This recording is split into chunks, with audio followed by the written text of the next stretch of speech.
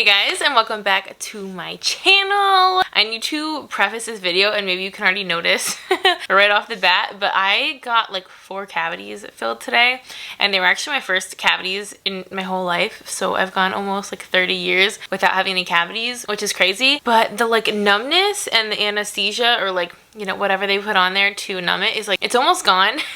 But it's not all the way worn off, and so I feel like you can kind of tell that my mouth is like not even, and like when I talk, like this side of my mouth just doesn't go up the like normal amount. I don't know how noticeable it is. It's very noticeable to me, and obviously I feel it, and it feels very funny, but I don't know how noticeable it will be to like you guys, or if it will bother you. So I'm sorry if it's annoying. It honestly is annoying to like talk with it, because I can feel my mouth not moving the normal way. So I apologize if it's like annoying to look at. And also I just put my son down for a nap, and I have like the monitor over here that I'm just like keeping an eye on just in case he makes a peep. So that's what's going on in my life right now. But I want to sit down and film this video because it'll be a pretty quick video, I think. And I filmed it last year and it was kind of fun to film, so I wanted to do another one. And as you can already tell from the title, this is going to be my like year in books review for 2021. It's really not really so much of a review, just basically the list of books that I've read this year, basically how I felt about them more or less, and also if I hit my goal. Because I think last year, how many books did I read? Either like 24, 26, like mid-20s, and so I made the goal for 2021 to read 30 books, and I'll give you an update on whether I am like hitting that goal or if I've hit it so far. If y'all want to hear all the different books that I've read this year and a little bit of my thoughts, definitely stay tuned and keep watching, and definitely tell me like what your top like 1 or 2 books are that you read this year, because I love taking recommendations for y'all. I feel like I get so many good suggestions on books from you guys, and you'll be able to tell from this video like what my personal book genre preferences. You'll definitely be able to tell. But even if they're totally different, let me know what your favorite books are for this year and how many books you read this year. I definitely want to know. I will link all the books that I'm mentioning down in the description box, and I'll try to put a picture on the screen here because I don't have them all with me or in front of me. And without further ado, let's get to chatting about books, which is like my favorite thing ever. I'm gonna be looking at my phone, obviously, because my GoodReads has everything that I've read on it. It's my whole list, and y'all can definitely follow me on GoodReads. I would love for you to follow me, and I'll follow you back. It's just Shann.Andersen. It's the same as my Instagram, which my Instagram is also always linked down below if y'all want to follow me on there. Definitely feel free to do that. I'm very active on stories and all that kind of stuff, and I love interacting with you guys, so definitely follow me on Instagram and GoodReads. But to give you, oh, I can't see the previous year. Okay, so in 2020, I read 27 books. Okay, I thought it might have been 26. And I read 9,179 pages last year. So for this year, I haven't technically hit my goal yet, and I'll explain why, because I think I will. But even though I'm still in the middle of like 2 books, I read almost 12,500 pages. So I've definitely beat last year in terms of pages, and I have beat it in terms of books. So far right now I have 29 books read, but it's not the end of the year yet. There's still like just over 2 weeks left in December when I'm filming this. You guys will probably see this like way later than this. I'm more than halfway through this book that I'm loving. It is Pieces of Her by Karen Slaughter. I'm so freaking hooked on that book. It's like the one that I'm currently reading here in GoodReads. I like can't put it down. All I want to do is like read it. I want to like stay up late reading it, even though I have a newborn and I need to like sleep when he sleeps. And then there's also a baby book that I'm reading, which you guys will see. I'll save those for the end. A decent amount of the books in here are baby books. So I know those won't be necessarily interesting to everybody, but I also know there's a lot of people, just because of the videos I've been posting and my IVF journey videos and stuff like that. I do know I have a lot of people that are TTC or doing IVF or are moms that do follow me. So I figured I would include those. I'll save them for the end. And of course, they'll be linked down below if you want to jump ahead and see what they are, because I know a lot of you would maybe find some value in what baby books I've read. I'm also working on filming a video about all the baby books I've read and which ones I think are like worth it and which ones I think are like, I don't know, I didn't love. So that video will also be coming. I'm not going to go into like big detail in this video, but I am going to do a baby books separate video. If you're interested in that, definitely stay tuned and make sure you're subscribed, because that will be coming. So basically what I'm trying to get at is I definitely will hit my 30 book goal, and I think I might even surpass it, because I'll probably finish both of those books in the next 2 weeks, which is, like I said, Pieces of Her by Karen Slaughter, and then the other one is like a sleep book by the baby whisperer. I think her name is Tracy Hogg, something like that, and it's all about like baby, kind of like sleep habits, sleep training, stuff like that. I don't know if for next year I'll like up my goal, because like with a baby it's a lot harder to do like copious amounts of reading. But I'll give you some of the highlights of like my year in books, and then I'll go through each book. So my average book length was 430 pages. My average rating was 3.9. I really liked a lot of the books I read. I gave like a lot of really high praise.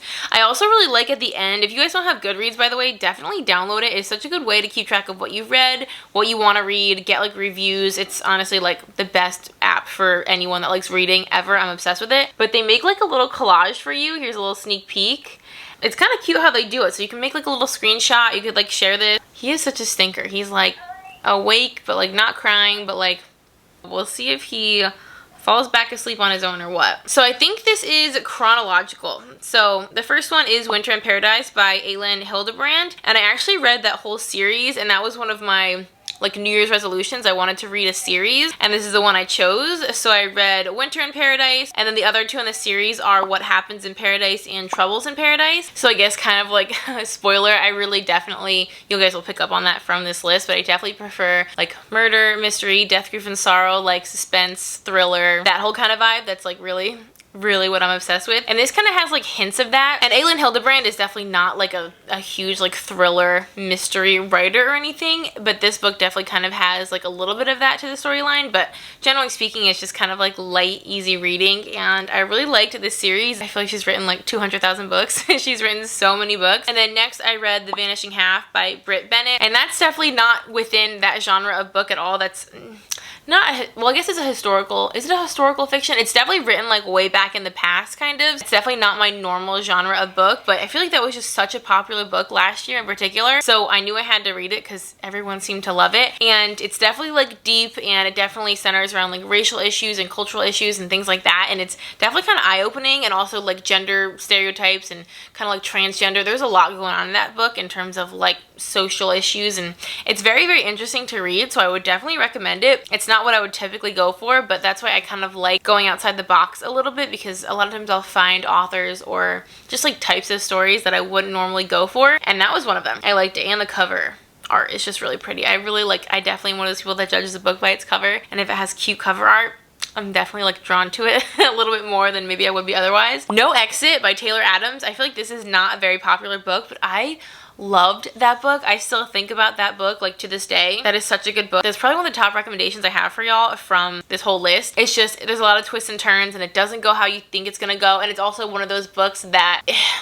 I like books that kind of present almost like a realistic situation that you can actually wonder like, how the heck would I handle this, and also how is this going to play out, because this could theoretically happen. It's not like crazy out there in terms of a plot line, and I feel like a lot of books kind of are sometimes, and that's what for me made it a really fun read. So I 100% recommend No Exit. That was such a good one. The next one is The Nightingale by Kristen Hanna. And actually this book, I didn't even know I was pregnant yet when I was reading it. And I remember getting to like the very end of the book, and I was like crying as I was like finishing the book, and I pretty much never cry at books, hardly ever. And that was like one of my early pregnancy signs. I was like, wait, why am I so emotional at a book right now? And I found out I was pregnant like a couple days after I finished reading this book. So anyway, that's definitely historical fiction. Again, definitely not my normal cup of tea, but it's Kristen Hanna, and everyone was obsessed with that book last year. So I gave it a go, and I definitely liked it. I like her writing. I like her style. It's just historical fiction is really not my favorite.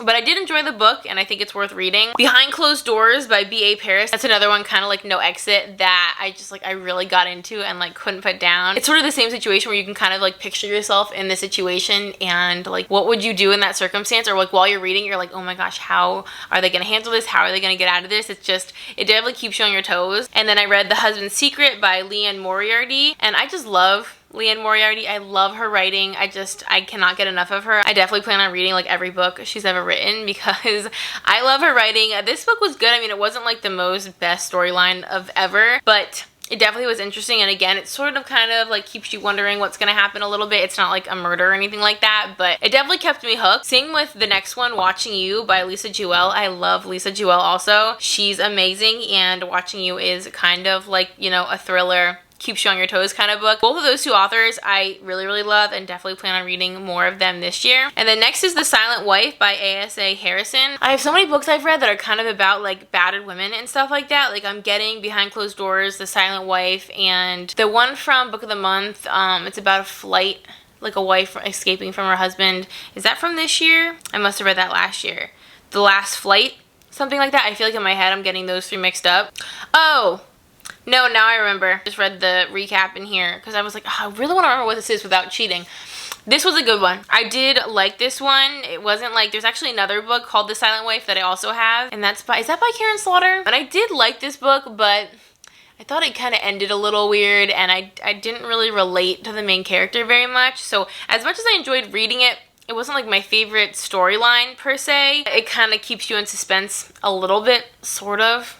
I don't know. It wasn't my favorite. However, the next one, Last Scene by Rick Mafina. This was actually a pretty good one. I actually read this when we were on vacation in Boston, and that one's about a missing boy, like a boy that goes missing, and so it is definitely kind of like a mystery that they have to solve, and I did really like that one. It seems like it was kind of a long book, and it wasn't like super well written.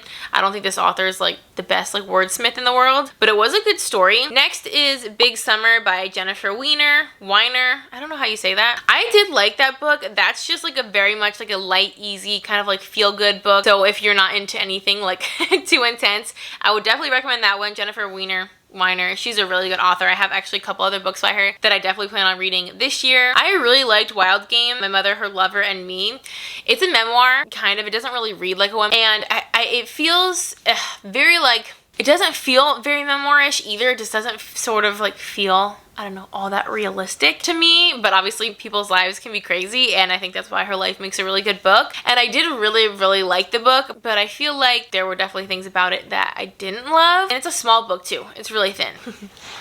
Ken has the baby. I don't know if you can hear him. So yeah, that's a pretty quick read too, and it was kind of interesting. Again, not like a thriller or anything, but I did like that one. Oh, The Couple Next Door. I don't know like how I feel about this one. I only gave it 3 stars, which is probably like the lowest I've ever rated a book on GoodReads. Honestly, I typically give like 4 or 5s because I'm like, not that I'm not picky, but I'm not that picky, and like if I enjoy the book, I'm gonna give it like a 4 or 5, but this one I only gave 3 stars. One of my friends that read it, she put that she could not put this book down. I don't know. I wasn't obsessed with this book at all. It's definitely meant to be a kind of like suspense thriller sort of thing, but I'm trying not to give too much spoilers. If y'all can tell in this video, I'm not really trying to like tell you too much what the book is about. I'm just kind of sharing my thoughts. But yeah, that was probably my lowest rated book of the entire year, honestly. And then I read The Identicals by Aileen Hildebrand. Oh, I really liked that one. I just remember what that was about. Again, this is like my 4th Aileen book, so she's definitely my most read author, which is kind of interesting. I didn't actually realize that until just now. This one's a really good story, honestly. It's definitely just like an easy feel-good book. I actually brought this when we went on kind of like our baby moon. It was like also my birthday trip just to the beach, so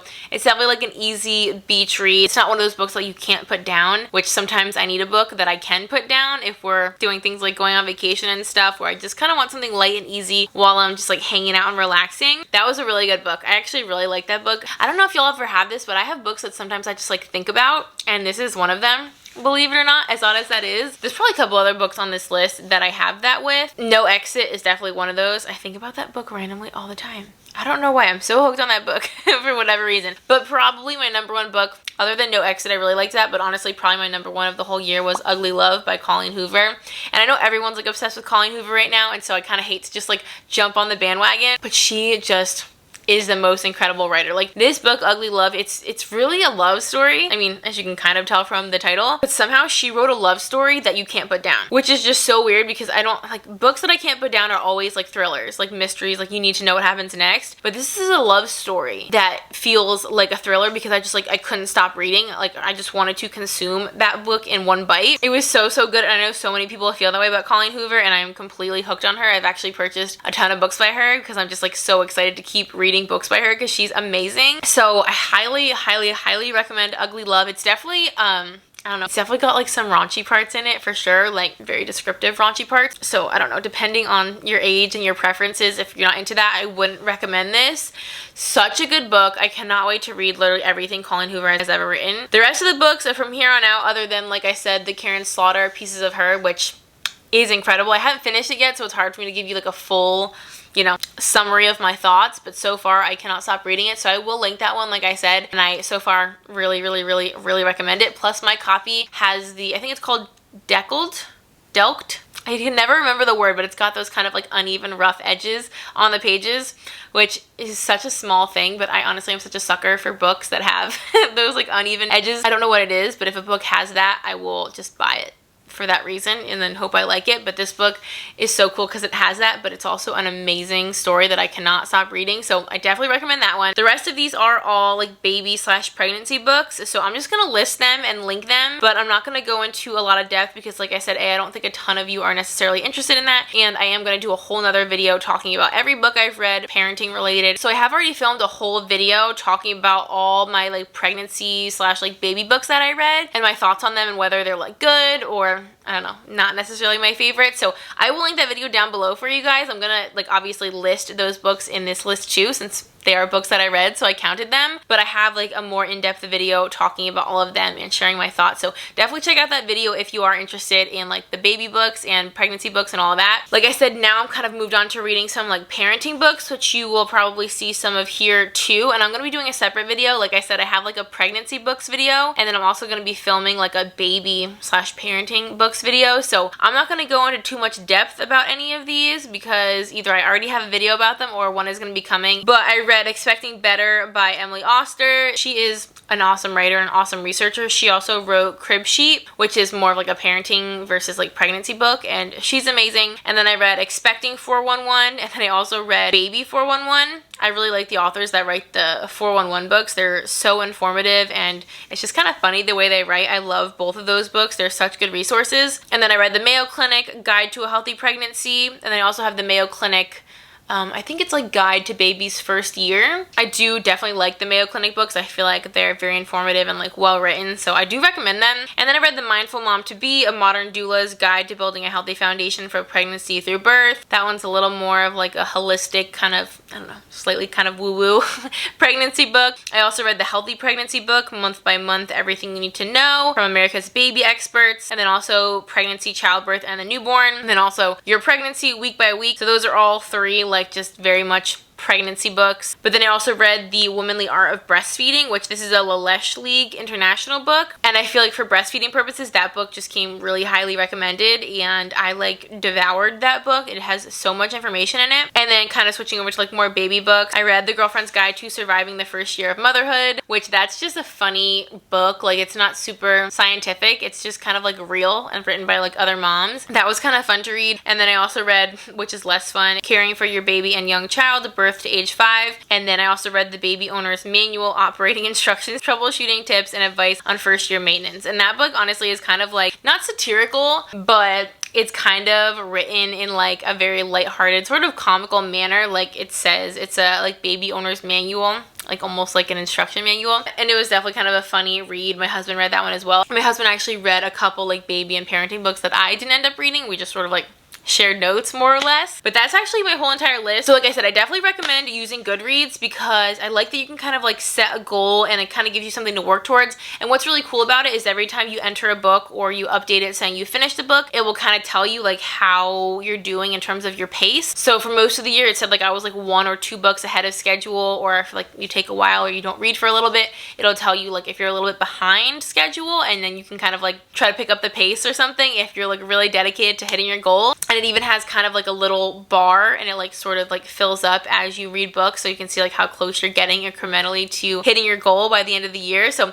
it's just kind of a fun little challenge. GoodReads is just good for a lot of things in general, so I definitely recommend it. Let's follow each other, and definitely, like I said, let me know what your top books from this year are and how many you read if you keep track. And thank you all so much for watching. Like I said, everything will be linked down below for you, and I do hope that you enjoyed this video. If you would like to subscribe, we would love to have you. We have so much fun here, and until next time, I will see y'all in our next video. Bye guys.